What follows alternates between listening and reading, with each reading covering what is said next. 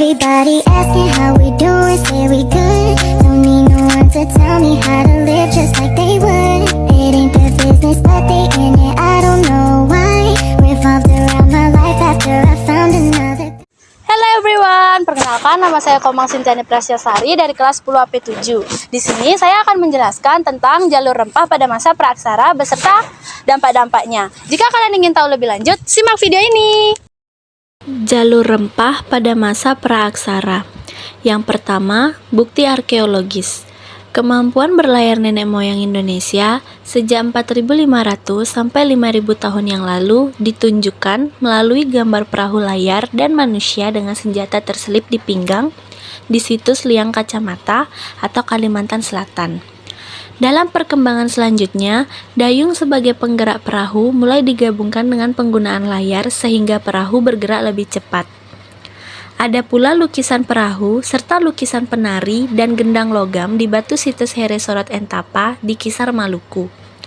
Penemuan ini menunjukkan pada kurang lebih 2.500 sampai 3.500 tahun yang lalu atau zaman logam ini, nenek moyang bangsa Indonesia telah berlayar hingga ke Vietnam, membarter pala dan cengkih dengan gendang dan kebutuhan pokok.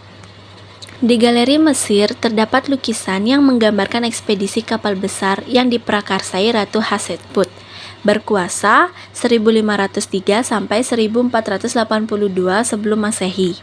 Di bawah lukisannya tertera huruf hieroglif yang menjelaskan kapal itu membawa pulang berbagai jenis tanaman dan bahan wewangian untuk pemujaan.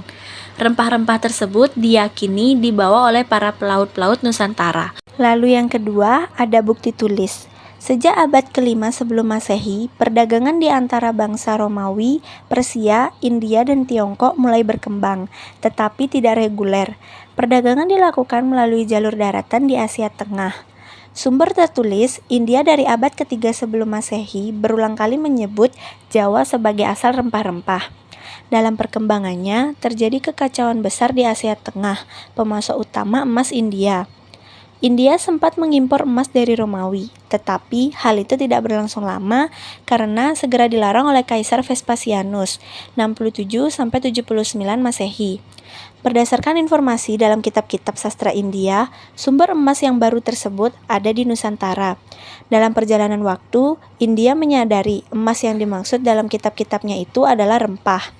Selain lada dan kayu manis, ditemukan juga cengkih, pala, kayu cendana, kapur barus kemenyan, dan berbagai hasil hutan. Sejak abad-abad pertama Masehi, kontak dagang Nusantara dengan India berkembang. Rempah-rempah Nusantara pun membanjiri pasar Romawi.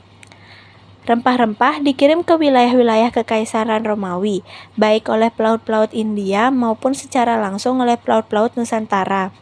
Perahu ini sedemikian sederhana sehingga Plinius mengatakan mereka bukan digerakkan oleh layar, melainkan oleh semangat dan keberanian. Membanjirnya rempah Nusantara di wilayah-wilayah Kekaisaran Romawi diperjelas melalui peta Guetogeografi abad ke-1 Masehi yang dibuat astronom Alexandria, Mesir, Claudius Ptolemaeus.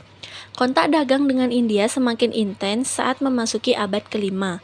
Kemungkinan besar sekitar masa tersebut, kapal-kapal pelaut India sudah sering lalu lalang ke dan dari Nusantara untuk mendapatkan rempah-rempah.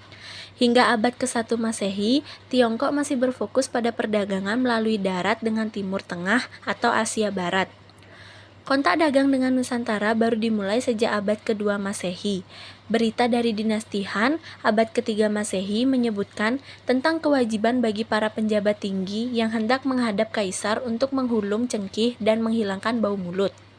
Adanya kontak dengan Tiongkok juga dibuktikan dengan catatan perjalanan ke Jawa, Yehpi atau Sepo, melalui laut dari udara pendeta Buddha, yaitu Fasien, 413 Masehi, dan Gunarvaman antara 424 sampai 453 Masehi. Sejak saat itu, Tiongkok mendapat pasokan rempah Nusantara secara berkala, meski dalam jumlah terbatas. Nah, selanjutnya di sini saya akan menjelaskan tentang dampak-dampak jalur rempah pada masa praaksara. Yang pertama, ada pertukaran budaya dan teknologi. Jalur rempah memfasilitasi pertukaran budaya, ide, dan teknologi antara berbagai peradaban di Asia, Afrika, dan Eropa. Hal ini memperkaya keragaman budaya dan mempercepat inovasi di berbagai bidang. Lalu yang kedua, ada perkembangan perdagangan internasional. Jalur rempah mendorong terbentuknya jaringan perdagangan internasional yang semakin kompleks. Hal ini meningkatkan kemakmuran ekonomi dan mendorong perkembangan infrastruktur transportasi dan komunikasi. Lalu yang ketiga, ada persaingan kekuasaan dan kolonialisme. Penguasaan atas jalur rempah menjadi sumber kekuasaan dan kemakmuran bagi kerajaan-kerajaan besar pada masa itu. Hal ini memicu persaingan dan konflik antara kekuatan-kekuatan politik untuk menguasai jalur rempah. Lalu yang keempat, penyebaran agama dan kepercayaan. Jalur rempah memfasilitasi penyebaran agama-agama besar seperti Islam, Hinduisme, dan Buddhisme ke berbagai wilayah. Hal ini memperkaya keragaman, kepercayaan, dan sistem nilai di berbagai peradaban.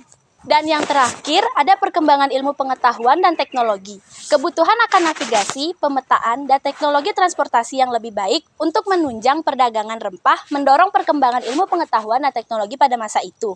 Secara keseluruhan, jalur rempah telah memberikan dampak yang signifikan pada perkembangan peradaban manusia di zaman praaksara. Nah, itu saja penjelasan dari saya. Jika ada salah kata, mohon dimaklumi dan dimaafkan. Saya, Cynthia, pamit undur diri dan terima kasih. Bye-bye!